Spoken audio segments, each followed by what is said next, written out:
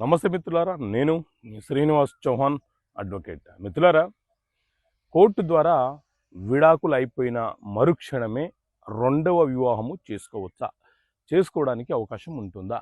So మిత్రులారా, మన దేశంలో హిందూ మ్యారేజ్ యాక్ట్ 1955 అనే చట్టం అమల్లో ఉన్నది. ఇందులోని సెక్షన్ 15 ఏం చెప్తుంది అని అంటే, విడాకులు అయిపోయిన తర్వాత పునర్వివాహము ఎన్ని రోజులలోపు చేసుకోవడానికి అవకాశం ఉంటుంది. సో మిత్రులారా, సాధారణంగా విడాకులు అనేవి మనము రెండు పద్ధతులలో న్యాయస్థానంలో కోరుతూ ఉంటాము. ఒకటి కంటెస్టింగ్ డివోర్స్ అని అంటాము.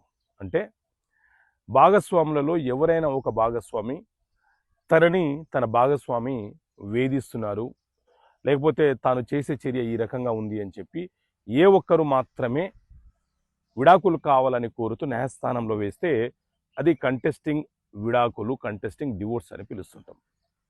అదే భార్యాభర్తలు ఇద్దరు కూడా ఒక మ్యూచువల్ అండర్స్టాండింగ్కి వచ్చి ఇద్దరము పరస్పర అంగీకారంతో విడాకులు తీసుకోవాలనుకుంటే అది మ్యూచువల్ డివోర్స్ అని పిలుస్తూ ఉంటారు.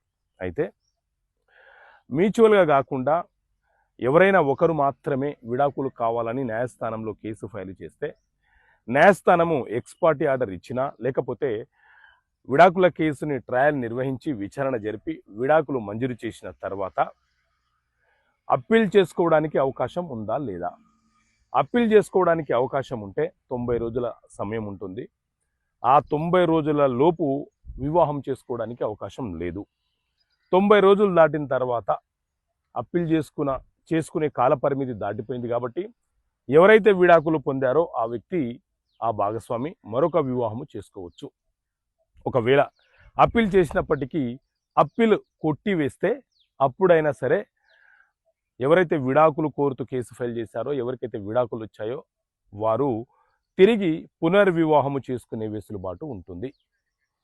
అప్పీల్ కాలపరిమితి దాటిపోయినా, అప్పీల్ డిస్మిస్ అయిపోయినా, అప్పీల్ చేసుకోవడానికి అవకాశం లేకపోయినా ఆ భాగస్వామి పునర్వివాహం చేసుకునే వెసులుబాటు అతనికి లేదా ఆమెకు ఉంటుంది.